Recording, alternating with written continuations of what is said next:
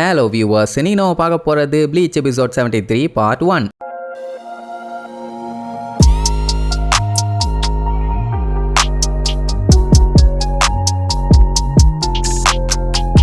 Open பண்ணா ரெஞ்சி இச்சிகோவும் கஷ்டப்பட்டு அந்த தண்ணி கிட்டெல்லாம் சண்டை போட்டு லிஃப்ட் டோரை உடச்சு விட்டு மேல இருந்து கீழே குதிச்சு கை காலெல்லாம் பஞ்சர் பண்ணி அப்பாடா தப்புஸ்டோன்ட்டு வெளியில வந்து பார்த்தா மழை பெஞ்சுக்கிட்டு இருக்குது. தண்ணி இல்லாத இடத்துக்கு போனா பிரச்சனை தீந்துதுன்னு பார்த்தா இப்ப ஊரு ஃபுல்லா தண்ணி. மொத்தத்துல நம்மளுக்கு செத்தானுங்க. அப்போ கோன் பார்த்துட்டு நமக்கு பிரச்சனைன்னு கத்துவானா. என்னன்னு கேட்டா நமக்குள்ளதான் அந்த கருப்பு ஆடு இருக்குது, அதை இப்பவே கண்டுபிடிச்சு வாயிலேயே குத்துங்கம்மா. பவுண்டுங்க ஏதாச்சும் உள்ள பூந்துருச்சுங்களான்னு பார்த்தா ரெயினை அட்ராக்ட் பண்ற அளவுக்கு யாரோ நம்ம கூட்டத்துல இருக்காங்க, அவங்க வாய உதைங்கம்மா. இச்சிகோ கடுப்பாயி வாயிலே ஒரு மிதி. பின்ன காமெடி பண்ணிட்டு இருக்க நேரமா இது. எப்படி இவங்க மாத்தி காமெடி பண்ணிட்டு இருக்கும் போது ஆப்போசிட்ல மறுபடியும் தண்ணி அப்படியே எந்திரிச்சு டான்ஸ் ஆடிட்டு இருக்கும். எல்லாம் இந்த ரெண்டு பொடிப்பயலுக பண்ற வேலை தான். நாங்க அதான் சொன்னோம் இல்ல, பண்ணி இல்லாத இடம் கூட இருக்கும் தம்பி, தண்ணி இல்லாத இடம் இருக்காது. நீங்க எங்க போனாலும் உங்களை விரட்டி நாங்க வந்து வேட்டையாடுவோம். ஒன்னு நம்மளுக்கு செம்ம கடுப்பாகும். அப்போ கோன் கத்திக்கிட்டு இருப்பான், இதை முன்னாடியே சொல்லியிருந்தா நம்ம எஸ்கேப் ஆகி போயிருக்கலாம்லன்னு. என்ன ரிரின் மத்தவங்க எல்லாத்துக்குமே முன்னாடியே ஃபீல் பண்ண முடியும், அதனால அப்படி திட்டிருப்பான். பட் அவங்க ட்ரை பண்ணியிருக்காங்க.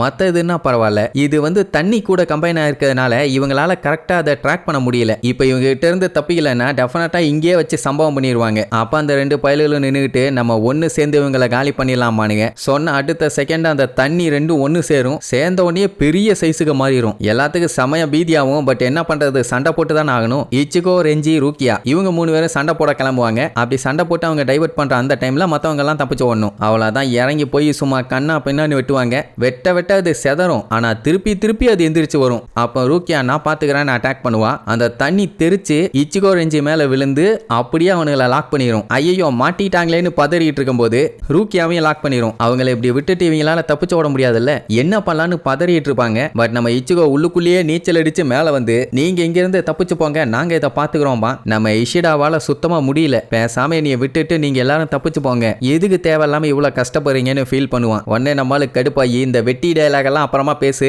இப்போ நீங்களும் வந்தீங்கன்னா எல்லாருமே மாட்டிக்கணும், அதனால ஃபர்ஸ்ட் நீங்க தப்பிச்சு போங்க, நாங்க எப்படியாச்சும் தப்பிச்சுக்கிறோம்னு ஒன்னு ஒரியுமே ஹெல்ப் பண்றதுக்காக ஓடுவா. But chat வேண்டான்னிடுவான். ஏன்னா இவங்களோட டாஸ்க்கு இஷிடாவை எப்படியாச்சும் காப்பாற்றணும். அதனால ஒரியுமே மனசை கல்லாக்கிட்டு சேடு கூட அங்க இருந்து எஸ்கேப் ஆயிடுவான். அப்படியே கட் பண்ணி அந்த பவுண்ட் யோஷினாவை காட்டுறாங்க. அவ கடையில ஒரு பொம்மையை அப்படியே ஆர்வமா பார்த்துக்கிட்டு இருப்பா. அந்த டைம் அந்த பாம்பாட்டி பையன் அங்க வந்து நீ எதுக்கு தேவையில்லாம இப்படி சுத்திட்டு இருக்க, உன்னை நினைச்ச ஜின் கரியா ரொம்ப கவலைப்பட்டு இருக்காரு, அதனால வந்துருங்கிற மாதிரி சொல்லுவான். என்னால எல்லாம் அவன் போடுற ஆர்டர்ஸை ஃபாலோ பண்ண முடியாதுன்னு ஓப்பனாவே சொல்லிடுவான். இவளுக்கு அவனை ரொம்பவே பிடிக்கும். பல ஆண்டுகளா அவன் சொல்றத செஞ்சுக்கிட்டே இருந்தா ஒரு கட்டத்துலங்கும் போது அவன் பாசத்துல சொல்ற மாதிரி இல்ல, இவளுக்கு ஆர்டர் போடுற மாதிரி ஆயிருச்சு. அதனால தான் வேண்டான்னு வந்துட்டான். அப்ப அந்த பாம்பாட்டி மறுபடியும் நம்மளுக்கு அது தெரிஞ்சதுன்னா அவர் இறங்கி வேலை பார்க்க ஆரம்பிச்சிருவாரும்பானா. என்னமோ பண்ணிட்டு போங்க, எனக்கு அதை பத்தி கவலையே இல்லை நீர்வா. ஆக மொத்தத்துல இவளுக்கு அவனுக்கு கூட போகவே பிடிக்கல. ஆனா இவன் விடாம பேசி பார்க்கறான். ஏன் ஜின் ஓ மேல மட்டும் இவ்வளோ அக்கறையா இருக்காரு, எனக்கு அது மட்டும் தான் புரியல. பட் என்ன என் வேகத்துக்கு நீ ரொம்ப ஸ்லோவா இருக்க மாதிரியே தெரியுது அப்படின்னு உடனே நீ இன்னும் எனக்கு பொடிப்பாய மாதிரி தான் தெரியுற, பூனை கண்ணை மூடிச்சுன்னா இந்த உலகம் ஒண்ணு இருட்டாயிராது, தேவையில்லாத ஆம்பிஷனுக்காக நீ உன்னையவே அழிச்சுக்கிட்டு இருக்க, கொஞ்சம் பார்த்து பக்குவமா நடந்துக்கன்னு உடனே நான் இனி உன்னை ஒன்னும் சொல்ல மாட்டேமா அப்படியான்னு சொல்லிட்டு திரும்பி பார்த்தா ஆளை காணும். அப்படியே கட் பண்ணி அந்த டிபார்ட்மெண்ட் ஸ்டோரை காட்டுறாங்க.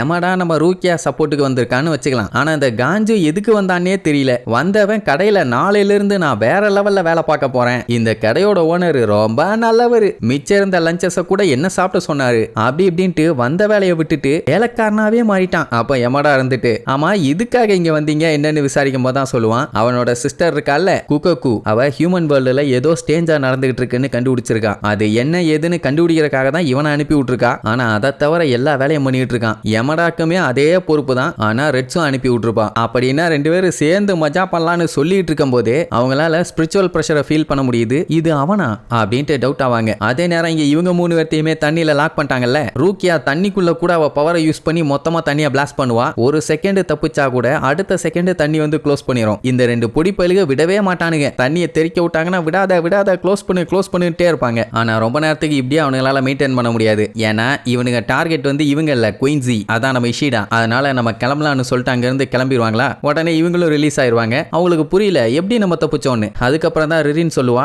அவங்க நம்மளை விட்டுட்டு இஷிடா எங்க இருக்கானோ அந்த டைரக்ஷனை நோக்கி போயிட்டு இருக்காங்க, விடக்கூடாது, எப்படியாச்சும் அவங்கள தடுக்கணும் அப்படின்ட்டு இவங்களும் கிளம்புவாங்க. அதே நேரம் இங்க இஷிடாவை தூக்கிட்டு வேகமா போவாங்கன்னு பார்த்தா ஆமா வேகத்துல ஓடிட்டு இருக்காங்க. எங்க போறதுன்னு தெரியல. வீட்டுக்கு எல்லாம் போனாங்கன்னா அந்த ஏரியாவே பெரிய கலவரமாயிரும். அதனால சேடும் ஒருகிமேவும் ஃபேக்டரி ஒண்ணுல பிராக்டிஸ் பண்ணுவாங்கல்ல, அங்க போயிடலாம், எப்படியும் இச்சுகவும் மத்தவங்களும் அங்க வந்துருவாங்கன்னு சொல்லிட்டு வேகமா போனா சேடு டப்புன்னு ஸ்டாப் பண்ணிடுவான். என்னடான்னு கேட்டா அவங்க வந்துட்டாங்கன்னு சொன்ன அடுத்த செகண்டே ஆப்போசிட் சைட்ல அந்த தண்ணி வந்து டான்ஸ் ஆடிட்டு இருக்கும். என்ன பண்றதுன்னு யோசிக்கிறதுக்குள்ளேயே அதை அட்டாக்கும் பண்ண ஆரம்பிச்சிருமா. கஷ்டப்பட்டு தப்பிச்சு அங்கன்னு ஓடுவாங்க. ஓட முடியல, கால் தடிக்கி விட்டு இஷிடா கீழே வந்துருவான். அப்போ ஒருகிமே அவளோட பவர்ஸை யூஸ் பண்ணி முடிஞ்ச அளவுக்கு இஷிடா மேல அவங்க அட்டாக் படாத மாதிரி தடுப்பா. ஆனா ரொம்ப நேரத்துக்கு தடுக்க முடியல, அடி வாங்கிடுவா. அப்ப அந்த 2 பொடி பயிலும் வந்து நின்னுட்டு எங்க கிட்ட இருந்து உங்களால எங்கேயுமே தப்பிக்க முடியாதுன்னு சீன் போடுவானுங்க. அப்ப சேடு குரோடோவையும் நோபாவையும் இஷிடாவை பாத்துக்க சொல்லுவான். நாங்களே பொம்மை இந்த நிலைமையில எங்களை கோர்த்து உரியாடா லூசு பயிலாம்பாங்க, வேற வழியில நீங்க தான் பாத்துக்கணும்னு சொல்லி அவன் கையில பவர் எடுத்து ஓங்கி ஒரு குத்துவான். தண்ணி செதறும், ஆனா மறுபடியும் வந்து ஒண்ணு சேர்ந்துக்கும். கண்ணுகளா எங்களுக்கு எப்பவுமே ஆப்பர்ச்சுனிட்டி கொட்டி கிடக்குது, ஆனா உங்களுக்கு இல்ல.